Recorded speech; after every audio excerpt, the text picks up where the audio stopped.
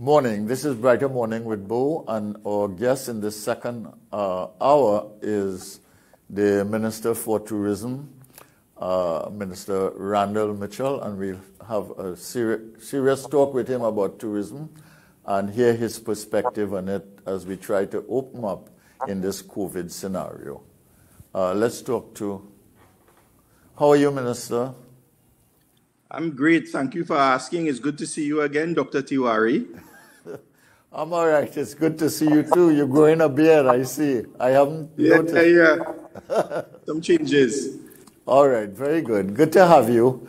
And we want to talk about tourism this morning because I know in the opening up, as we open up, tourism is going to become very important. You've had some time to kind of think about it in the COVID situation and to work things through and so on. What is it that is occupying you now as we get into the preparation for tourism, as we bring the flights in, as we try to market, etc.? What is it that is concerning you? Well, firstly, we should say what the ministry is. Clearly, it's the Ministry of Tourism, Culture and the Arts. We are doing quite a number of things at the Ministry of Tourism, Culture and Arts.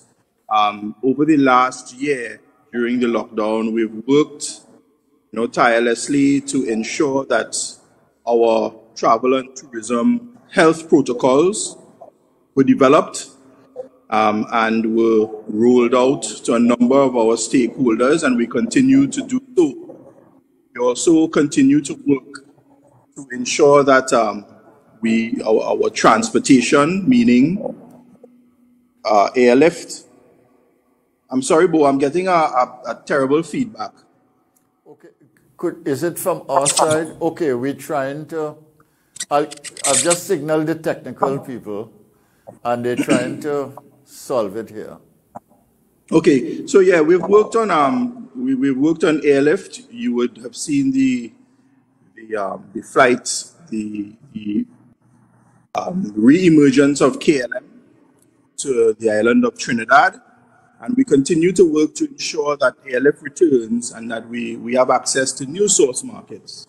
So we are working. We're doing a lot in terms of destination development as well. In anticipation for the return of tourism, we are also building on some of our attractions, our main attractions. We're improving things, and you've heard the announcement of the construction of the Desperados Pan Theatre, the entertainment zone that we call the Arapita Avenue Experience.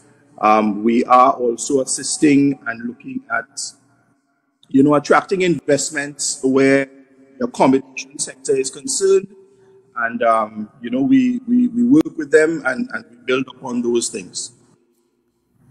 Okay, one of our economists, are you still having the feedback, Randall? It's slightly lower. Well, I'm still having it though. Can we manage it? Yeah. They're telling me it might be on your side. Okay. Okay, I don't know. Okay. All right. Okay, can you manage it though? Yeah, go ahead, yep. All right. Okay, one of our great economists, Arthur Lewis, in the region, said that everything begins with the market. And you mentioned airlift, which is critical, but the markets are important. You've gone silent. Sorry, you've gone silent.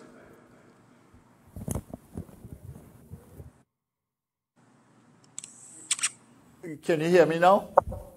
I'm hearing you now. All right. No, I was saying that Arthur Lewis said everything begins with the market, and the airlift that you talk about is critical, but getting to the markets and so on is also important. Even before COVID, countries were trying to organize to look at what you might call neighborhood markets, not just in tourism, but in everything else. And I think the COVID pandemic has, in a way, affected this kind of thinking. Are we going to continue to look to the traditional markets that we have looked at, like North America and Europe, and specific countries in Europe and link the airlift and the marketing strategy to that, or are we going to do something else?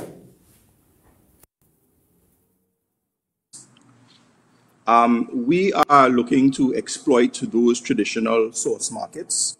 We think that we can do a lot better. We are developing right now our diaspora strategy because we believe that our greatest ambassadors are actually those persons, those diasporans, those persons in the diaspora who we can attract back home for a visit, but also those who can sell our culture to those traditional source markets.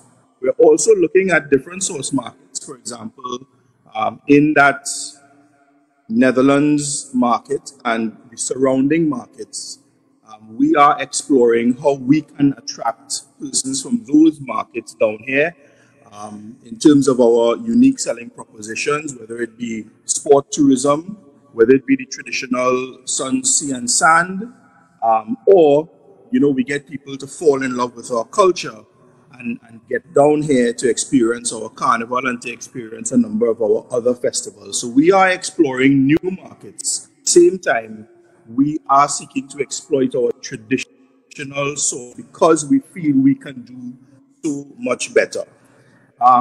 In terms of the exploitation of those traditional source markets, we need more attractions in Trinidad and Tobago. And you would have perhaps read recently some announcements out of the Ministry of Tourism where we're working to develop more festivals. So Carnival is our largest festival, and we receive approximately 10% of our annual visitors during the Carnival season. In terms of visitor spend, it's between $400 to $500 million. But we believe that our Carnival is so attractive. Our Carnival is one of our comparative advantages, our culture, a comparative advantage. And we believe that we can have spin-off festivals that really celebrate our culture. So we're trying to create some new festivals throughout the calendar year where we can increase footfall onto the island by visitors, whether those be from the Caribbean, traditional source markets, or even new markets. So that the product you are building, Minister, is basically based on culture and cultural packaging and events packaging of the culture, and basically selling the cultural power of Trinidad and Tobago in the world. Is that correct? In large part, our unique selling proposition in Trinidad is based on business tourism, also event tourism, and in event tourism we have sporting events, you have festivals as well, and other smaller types of events, and then we also have the ecotourism. But I think the greatest value can be had and can be derived from our festival type events, which is heavily dependent and based on our unique culture that we have given to the Caribbean and to the rest of the world who have completely adopted it. How does the reality of COVID affect any difference we might have in approach to tourism? And if we have configured that, if we have put that into the mix, what kind of numbers are you trying to achieve in 2022 and 2023? 2022 is likely to be our first carnival in 2 years. What is the plan for ensuring that we get the kind of targets that we are looking for in 2022 and 23? Yeah, well, we can't say for now what type of targets we are looking for.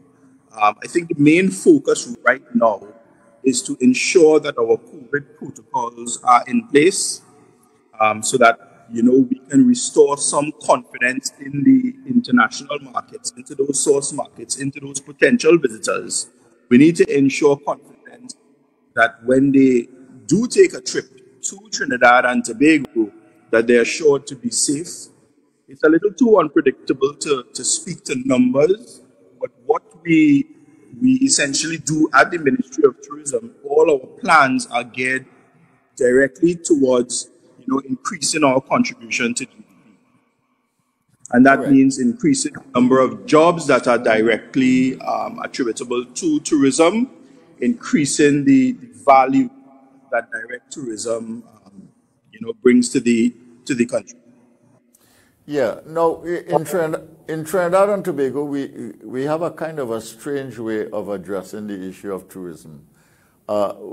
First of all, we have institutions that are focused on Trinidad and Trinidad tourism, and another one focused on Tobago tourism. Then you have the House of Assembly, which always plays a major role in promoting to Tobago. And then you have the Ministry of Tourism, and these are institutions aligned to the Ministry of Tourism, but separate and distinct in the way. Does that present a problem for effective marketing, or does it make it more effective for marketing our country as two separate destinations, two islands, etc., in the mix? As we entered into government in 2015, we engaged with a consultant who looked at the shortcomings and the institutional failings of the TDC with respect to the marketing of both islands. And you could appreciate that where you have one TDC, one institution, attempting to market two islands with two distinct, unique selling propositions, there could be some confusion in that scenario, and there could also be accusations where one destination may be favored over the other. And you also are aware that under the THA Act, Tobago, the THA is responsible for tourism, for the tourism sector in Tobago. So as a policy decision, we decided to separate both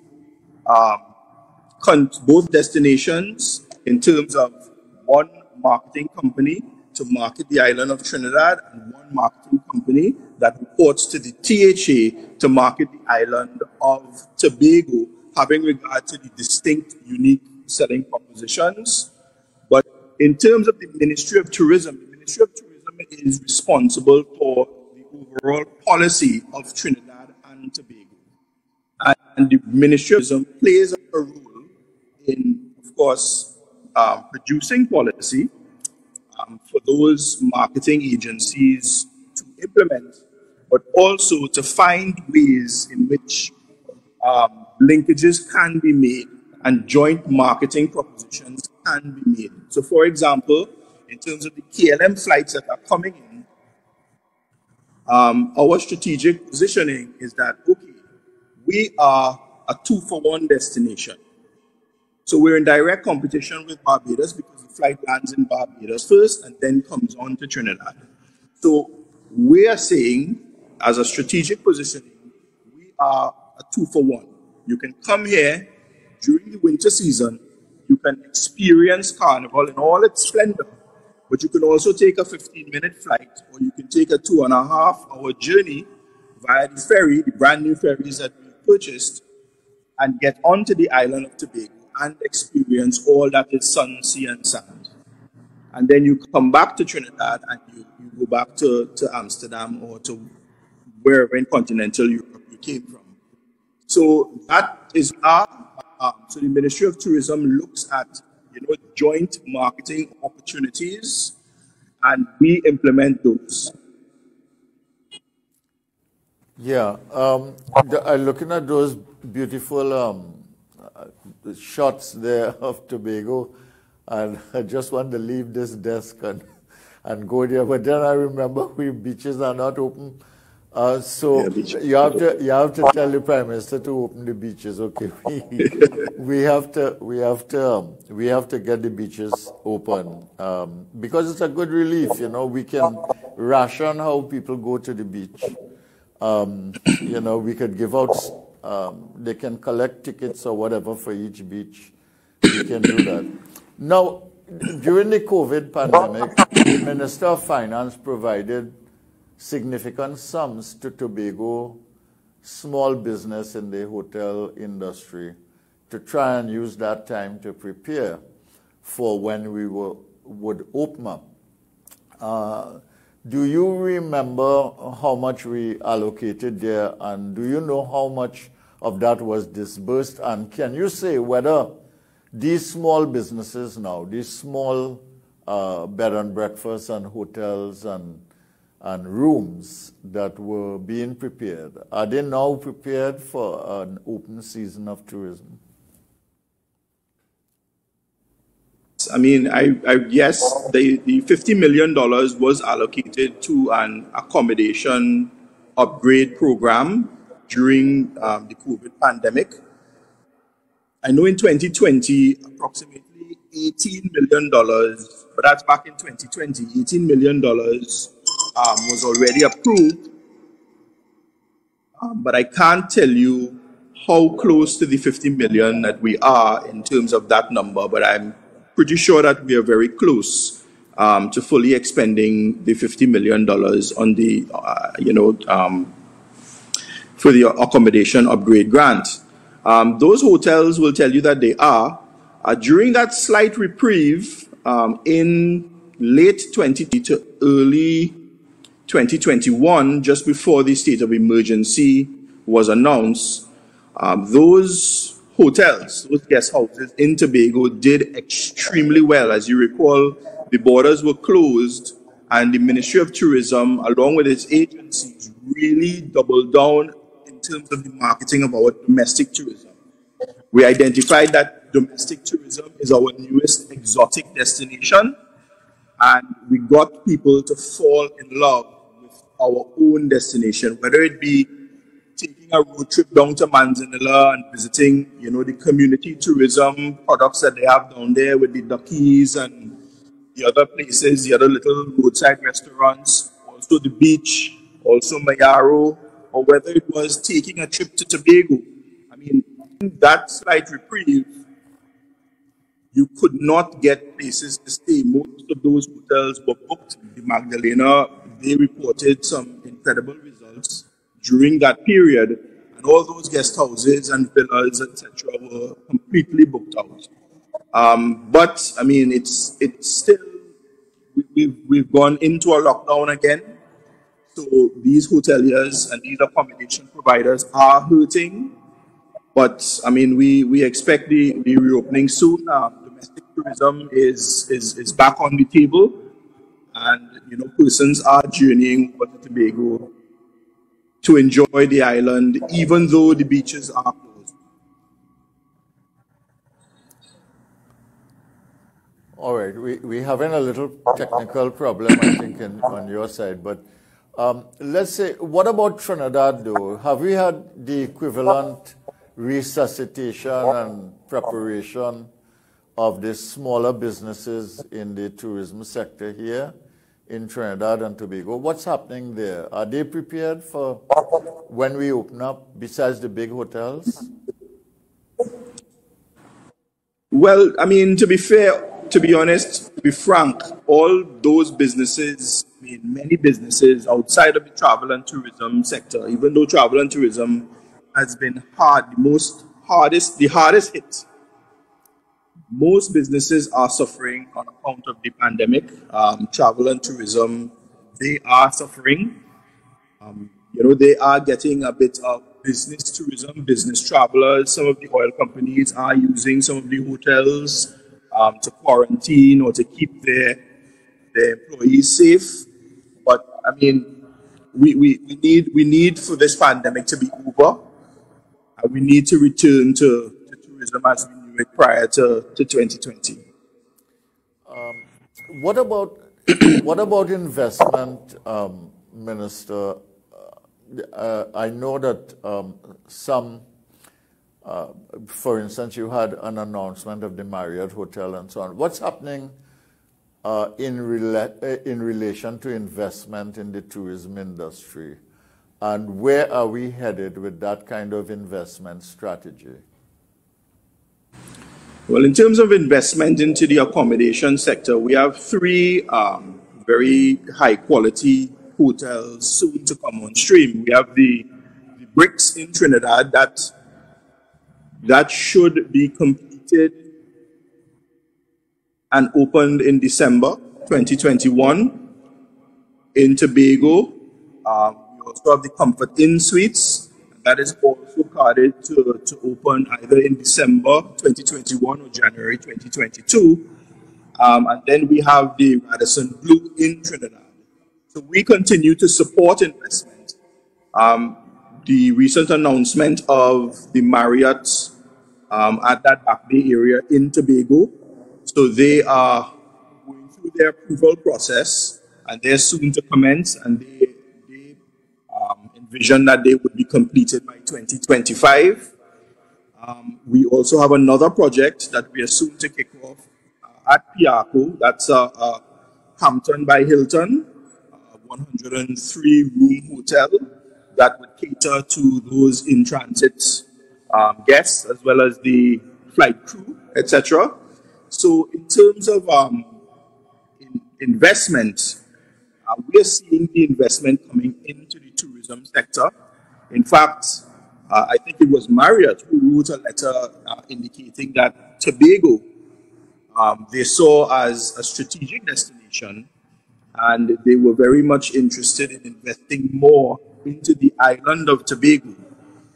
What we intend to do at the Ministry of Tourism, however, because we believe that the investment is still not where it should be, we don't believe that persons within the tourism sector, whether they be in the accommodation sector or providing ancillary services, like, for example, water sports and diving, etc., we don't believe that they are completely aware of what is possible and the types of incentives that are available to different tourism products. So during this financial year, we intend to go on a roadshow within Trinidad and onto the island of Tobago to really let people know what is available with respect to incentives. For example, we have a new tourism product that has kind of grown organically, which is what is called the panyard lime or the panyard crawl.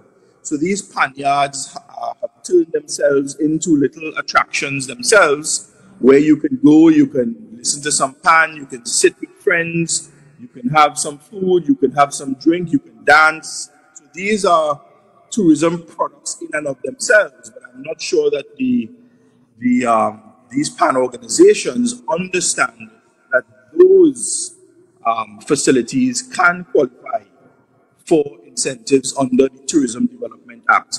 So it's different things like that. We're trying to be innovative, and we're trying to get people to understand all the different types of tourism products, tourism services that can qualify for these tourism incentives.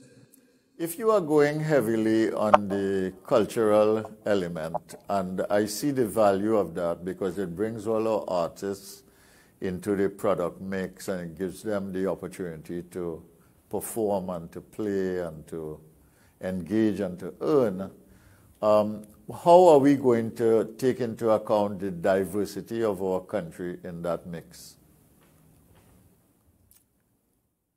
When you say diversity, diverse cultures, diverse cultural diversity. Well, I mean, we have the festivals that we intend to promote. You know, Pagua, we feel, is a festival that can be developed into something much larger than it currently is. We also have Diwali, and Diwali is celebrated largely, or we celebrate the largest Diwali festival on this side of the world, according to what I'm told. So we can also promote those festivals as well. But, you know, in terms of culture, our culture is our diversity. Yeah, So there's no way that it is. That's what makes up our culture. yeah. A melting pot of many different cultures. Yeah. When you put Parang and Christmas and so on into that mix, it becomes, you know, a full range of things. Yes, You know, yes, it does. you know. So, for example, and I like the approach of culture, tourism strategy, promotions to the right markets, etc. And you could really get a diverse mix of opportunities there from the tourism product. Go ahead. You hearing me? You there? Did I lose you? I think we're stuck. All right. Okay. You go ahead and talk. Did you hear what I said? I'm going to break now and we're going to come back afterwards. Okay, we break now for a commercial break and we're going to be right back with the Minister of Tourism, Mr. Randall Mitchell.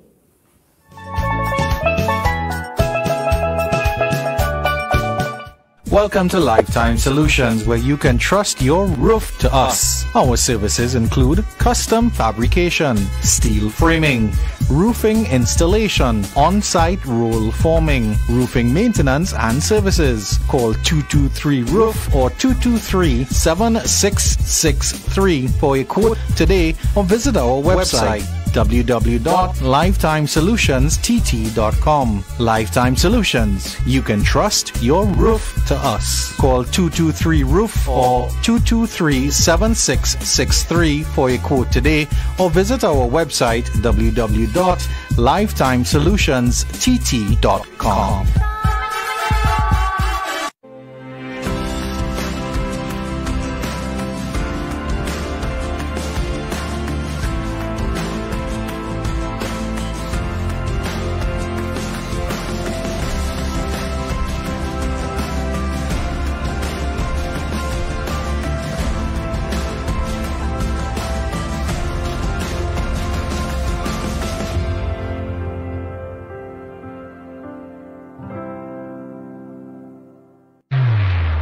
Welcome to the Value Optical Rock the Frame Festival Red Carpet, where we...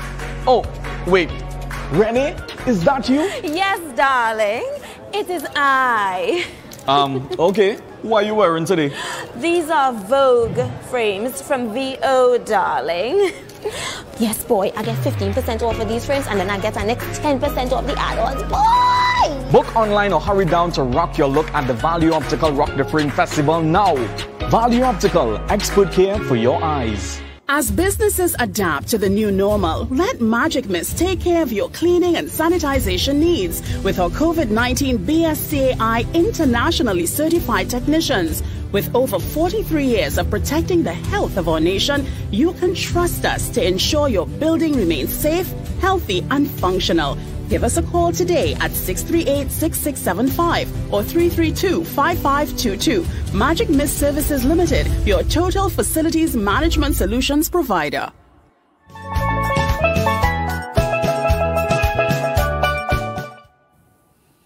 Thank you very much, Minister. We are right back with Brighter Morning with Bo. I'm Bo Tiwari. This is MCTV, Multicultural TV.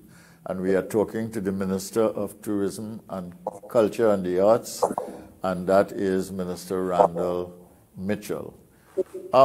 When I reflect on what you are saying, you have the hotels like Comfort Inn, you have Marriott coming on stream, you have two other hotels like that, and we have our own group of hotels here.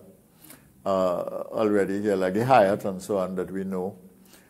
We are also talking about small people tourism, that's to say the small businesses in Tobago, and we are talking about the small players here in Trinidad.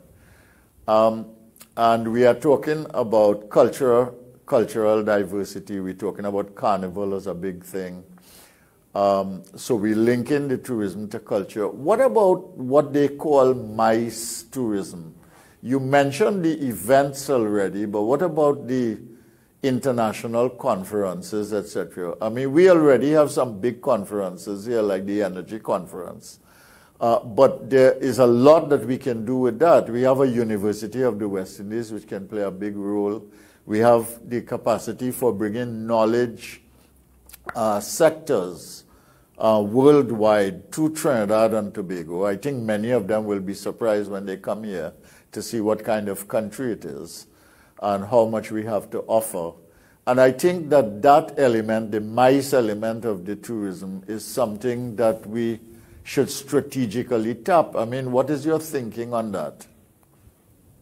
Yeah, MICE tourism is a core element of our unique selling proposition. We do tap into the MICE tourism. In fact, there are many conferences that take place that, Trinidad and Tobago, the ordinary man in the street will not know about. Just for example, just before COVID struck, we were expecting to host the Caribbean Insurance Association. They were carded to have their conference, their Caribbean conference in Trinidad, and there are many other organizations such as that one who come to Trinidad and host these types of conferences. So at Tourism Trinidad, what they do is they go and they meet with some of these associations, and you try to attract them to this destination. You offer certain things, you offer support, and you try to attract them to this destination. But the Hyatt and the Hilton, they have received quite a bit of conference work, and that's the benefit with some of these larger brands, these international brands, is that they have their own network. And they have their own database, their own method of marketing, and they reach out as well to some of these organization heads to get these organizations into Trinidad to host their conferences here. Minister, I'm going to have you wanted to say something more? Sorry. No. That was it. I mean, recently we had a virtual conference. Unfortunately, we missed out on there's a Caribbean Principal Association, and there were over, I believe, 700 principals from across the Caribbean, but it had to be done virtually. But we missed out on that one. So there are many conferences that are held that, we simply don't know about, but there are many conferences that are held here in Trinidad. All right. I'm going to close at this point. We've got to close for the 8 o'clock news. But I'm going to ask you this question, which is our hardest question in tourism, really, which is that we tend to have an organizational problem in the management of large inflows of people into Trinidad and Tobago at the same time. And then we have a problem with the service culture in Trinidad and Tobago, where most people claim that our service culture is not up to mark, that we tend to be a society that does not want to look after the guests in a way that they would be looked after in other places. So, I mean, people say that they don't want to be involved in servitude and so on. How are we going to deal with this matter? Because this is a serious matter. I mean, if I go anywhere in the world as a tourist, I mean, people don't know who I am. I just show up there. I mean, you get a certain level of service that, that you come to expect as part of the business of traveling. How are we going to deal with that? Yeah, I agree that, there is a problem with the distinguishing service from servitude. Being a very small island where everyone knows everyone, that could add to the problem. Also, not being service-oriented, being a culture and a country that has heavily depended on the oil and gas sector, perhaps we've not become very good hosts. And that's all it's about. It's really about becoming a good host. And you bring it down to the smallest denominator. It's how well can you welcome someone, and how well can you become a host, if you invite someone into your own home. Very happily, the chief secretary in Tobago announced that their Tobago Hotel School had just signed on with a consultant to come in to the hotel school and train their students at that hotel school in that entire culture of customer service and service generally.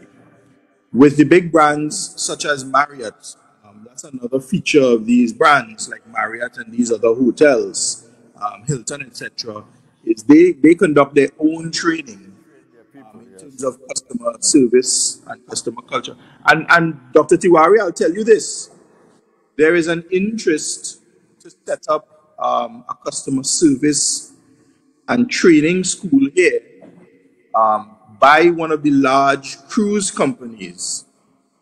And when you ask them, well, why Trinidad? Why us? We are so low down in the Caribbean. Why Trinidad? And what they tell you is the Trinidad and Tobago nationals who work in the cruise industry are the most outstanding employees in terms of service and in terms of what they can do. So I'm not sure what it is that we have to really pinpoint. We have to pin it down. But I mean, it's a constant work in progress in us trying to distinguish service from servitude. And everyone has a role to play in that, from the employer to the employee and to the patron. Yeah, I think the thing that works for Trinidadians in the cruise ship industry is the friendliness, Yes. and the natural charm that Trinidadians have, which when they are in their home country and they see a tourist, they alter their culture, they alter their habits.